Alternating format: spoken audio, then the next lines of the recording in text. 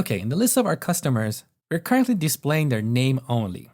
What if we wanted to have another column here with the discount rate available to each customer?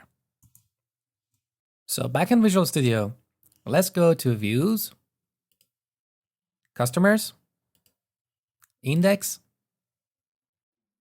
scroll down. So first I'm going to add a new column in the heading. So TH, tab, discount rate. Now, when rendering the customer, we add another TD here and render customer dot membership type dot discount rate.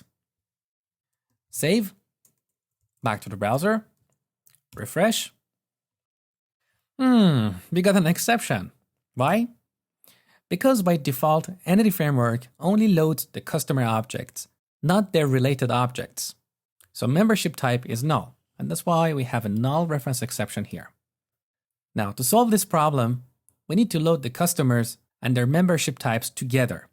This is what we call eager loading. So we go back to our controller. In the index action, when referencing customers, we use the include method. And here we pass an expression that determines the target property. So C, as in customer, goes to C.membership type. Now we have an error here because this include method is an extension method that is defined in a different namespace. So we need to go on top of this file and import using system.data.entity.